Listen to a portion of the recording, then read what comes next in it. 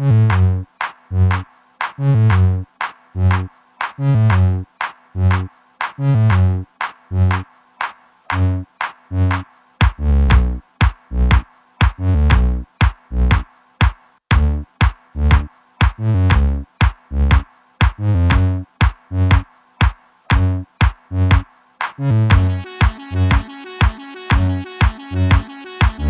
េះគឺជាសកម្មភាពគូររូបបែបកំប្លុកកំប្លែងទៅជាតុក្កតាដែលជាស្នាដៃរបស់យុវជនមួយរូបនៅក្នុងខេត្តបាត់ដំបងគាត់បានដាក់ឈ្មោះខ្លួនឯងថាជាថ្លុកក្រញូងសកម្មភាពរបស់គាត់ទទួលបានការចាប់អារម្មណ៍យ៉ាងខ្លាំងនៅពេលចូលរួមនៅក្នុងកម្មវិធីម្ដងចំពោះថ្លុកក្រញូងវាកើតនៅក្នុងឆ្នាំ2017ដែលមានគ្រូជនជាតិម្នាក់ដែលគាត់បានមកប្ររៀនហើយសិក្ខាសាលាគាត់ដូចជា2ថ្ងៃប៉ុន្តែខ្ញុំបានចូលរៀនតែកន្លះថ្ងៃទេប៉ុន្តែគាត់ថាចូលរៀនកន្លះថ្ងៃនោះជាការឆ្លាញ់អញ្ចឹងណាក៏វាដកជាប់អារម្មណ៍ហ្នឹងខ្ញុំក៏ព្យាយាមឆ្លៀតរៀនអីបន្ថែមអីទៀតអញ្ចឹងទៅតាមអ៊ីនធឺណិតតាមអីចឹងទៅរហូតដល់នៅក្នុងឆ្នាំ2000ខ្ញុំប្រើរយៈពេលប្រហែលជា3ឆ្នាំដែលយើងអាចគូវាចេញបានជារូបរាងអញ្ចឹង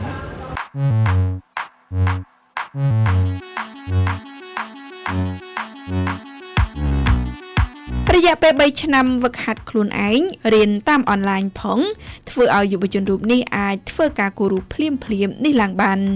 លោកជាសិស្សនៃអង្គការ FA ពន្លឺសិល្បៈដែលសិក្សាផ្នែកគូរគំនូរជីវចលសម្រាប់ប្រវត្តិសិក្សាខ្ញុំរៀននៅខាងអង្គការ FA ពន្លឺសិល្បៈរយៈពេល4ឆ្នាំខាងផ្នែក animation ប៉ុន្តែនៅក្នុងនោះវាមានជំនាញច្រើនណាស់ហើយខ្ញុំឆ្លាញ់ខាងផ្នែកតុក្កតាខ្លាំង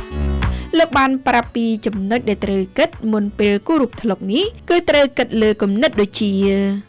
ពោះដំបូងចំណុចដែលសំខាន់នៅក្នុងថ្លុកគឺតកតងនឹងទម្រង់មុខភ្នែកហើយនិងមាត់អញ្ចឹង3ហ្នឹងសំខាន់ណាស់ហើយ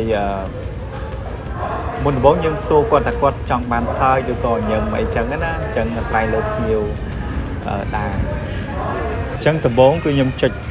គូទៅលើទរង់មុខសិនបន្ទាប់ទរង់មុខហើយសក់អីហើយបានតកតងនឹងភ្នែកឲ្យគាត់សើចអីជីទៅគឺយើងអាចចាប់យកចំណុចសំខាន់គាត់បានសម្រាប់ការគូអត់មានការលំបាកបងគាត់ថាគាត់ភ្ញៀវមកច្រើនអញ្ចឹងទៅគឺយើងពិបាកក្នុងការរៀបឲ្យគាត់ឧបករណ៍ដែលគាត់ប្រើប្រាស់នៅក្នុងការគូរគឺមានដូចជាហ្វឺតខ្មៅដៃខ្មៅក្នុងនោះដើម្បីគូររូបថ្លុកនេះបានដំបូងឡើយយើងត្រូវចេះគូររូបមុខដូចជាមុនសិនបើសិនជាអ្នកចង់ចេះនៅក្នុងការគូរថ្លុកអ្នកអរគ្នាត្រូវចេះគូររូបដូចមុនបន្ទាប់ពីគូររូបដូចហើយយើងត្រូវចេះប្រើជាមួយនឹង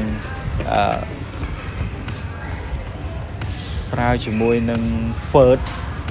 ពូហ្វឺតសំខាន់ណាស់យើងចេះប្រើយើងមានមុខទូចមុខធំដើម្បីធ្វើឲ្យរូបយើងចេះដើម្បីធ្វើឲ្យរូបយើងកាន់តែស្អាតអញ្ចឹងហើយគំនូរជីវចលហើយនឹងរូបថ្លុកហ្នឹងវាអត់ខុសគ្នាព្រោះត្រូវបំលែងរូបមនុស្សហ្នឹងឲ្យចេញជាតុក្កតាដូចគ្នាអញ្ចឹងវាមានសារៈសំខាន់នៅពេលដែលយើងចេះគូរថ្លុកគឺយើងអាចបំបែកមនុស្សយើងទៅជាតុក្កតាបានច្រើនវាអត់មានតួអង្គណាដែលជាន់គ្នា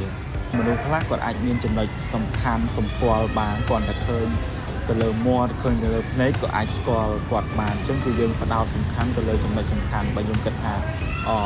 ខ្ញុំមានអារម្មណ៍ថាខ្ញុំស្គាល់គាត់ខ្ញុំក៏លេចឃើញគាត់ខ្ញុំចាប់អារម្មណ៍កន្លែងណាខ្លាំងជាងអញ្ចឹងនោះហើយជាចំណុចសំខាន់របស់គាត់ខ្ញុំចាប់អារម្មណ៍ជាងគេគឺសក់ហើយនិងមាត់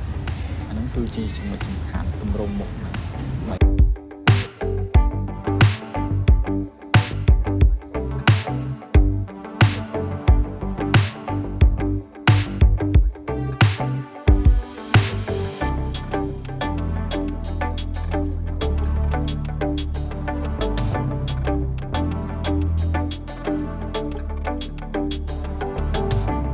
ខ្ញុំមានអារម្មណ៍ថាសប្បាយព្រោះដីសម័យខ្ញុំបង្កើតអានឹងមកខ្ញុំចង់ឲ្យ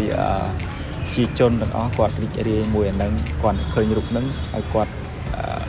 មានអារម្មណ៍សប្បាយរីករាយព្រោះខ្ញុំធ្លាប់ជួបភ្ញៀវម្នាក់គាត់មានវិបត្តិគាត់មានបញ្ហាគាត់សប្បាយចិត្តអីចឹងណាពេលដែលគាត់បានឃើញរូបហ្នឹងគាត់ហើយគាត់ គាត់ភ្លេចនៅអ្វីដែលបានកាត់ឡើងចំពោះគាត់នឹងមកគ្រាគាត់សើចគាត់អីប្រាប់យើងអញ្ចឹងគាត់តែគាត់អរគុណយើងថាដែលអាចធ្វើឲ្យគាត់នឹងសើចបាន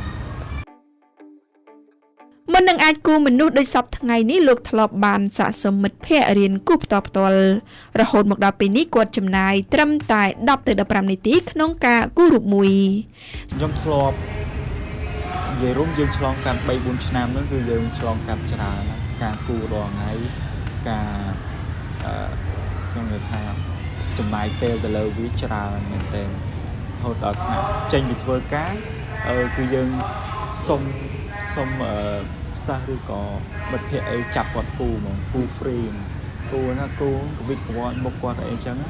ប៉ុន្តែលទ្ធផលវាអត់ទាន់បានល្អប៉ុន្តែខ្ញុំអត់បោះបង់ទេអញ្ចឹងខ្ញុំតែនៅតែបន្តស្រាវជ្រាវក្នុងអ៊ីនធឺណិតថាធ្វើម៉េចយើងពេលខ្លះខ្ញុំអត់ចេះអង់គ្លេសមែនប៉ុន្តែខ្ញុំចូលទៅមើល page ដែលគេនៅខាងក្រៅប្រទេសដែលគាត់ធ្លាប់គូធ្លាប់អីចឹងហើយគាត់បង្ហាញពី technique គឺខ្ញុំបកប្រែនៅក្នុង Google Translate ចឹងទៅចាប់បានខ្លះចឹងទៅនោះហើយជាការរៀនរបស់ខ្ញុំន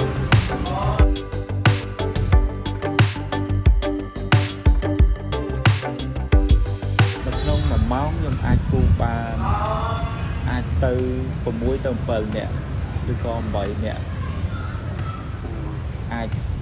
ដំបូងអាចជាពេល10នាទីតែយូរទៅវារត់ដៃវាអាចចូលធ្លាក់ដល់5នាទី6នាទីអីចឹងសកម្មភាពគូរបស់គាត់នេះគឺពិតជាស្រស់ស្អាតហើយបើគិតអំពីតម្លៃវិញគឺមានតម្លៃធូរថ្លៃខុសពីធម្មតាខ្ញុំចំណាយត្រឹមតែ 10000 រៀលតែប៉ុណ្ណោះចំពោះការគូរូបម្ដងនេះលោកក៏មានទទួលគូតាមកម្មវិធីដូចគ្នាផងដែរសម្រាប់ដូចជាសម្រាប់ភ្ញៀវដែលគាត់ចង់គូគាត់អាចតាក់ទងមកខាងខ្ញុំបានតាក់ទងនឹងធ្លុក page ធ្លុកក្រញូងរបស់ខ្ញុំវាយជាអក្សរខ្មែរមកតាក់ទងនឹង page របស់ខ្ញុំធ្លុកក្រញូងយើងអាចវាយជាភាសាខ្មែរមកឃើញហើយមួយទៀតតាក់ទងតាម Facebook ខ្ញុំផ្ទាល់ធូតណា Art Small ហើយនឹងអាចតាមលេខ Telegram 069 87 95 និង76ចុះបើសិនជាយើងចង់គូទៅតាមកម្មវិធីយើងគិតក្នុងតម្លៃអីមិនដែរសម្រាប់នៅក្នុងកម្មវិធីយើងតាក់ទងទៅលើកម្មវិធីដែរថាកម្មវិធីគាត់មានភ្ញៀវប្រមាណចំនួនប្រមាណអ្នកតើគាត់ត្រូវការប្រមាណម៉ោងហើយគាត់នៅទីតាំងណាគាត់អាចឆាតមកមុនអាចមួយខែឬក៏2អាទិត្យមុនសម្រាប់ខ្ញុំក៏ចង់ចែករំលែកនឹងដែរព្រោះវាសំខាន់ណាស់ក្នុងការចែករំលែកឲ្យចង់និយាយថាឥឡូវតម្រូវការច្រើនមានអ្នកដូចថាខ្ញុំទៅតាមកម្មវិធីផ្សេងអញ្ចឹងគាត់ថាមិនមានតែឯងអញ្ចឹងក៏យើងអញ្ចឹងអាស្រ័យទៅលើការព្យាយាមរបស់គាត់ដែរតើគាត់អាចតស៊ូរៀនជាមួយនឹងបានអត់ពេលខ្លះគាត់ថាផាត់បង្ហាញពីរបៀបពីអីចឹងការអភិវឌ្ឍខ្លួនគាត់អាស្រ័យលើគាត់ផងដែរ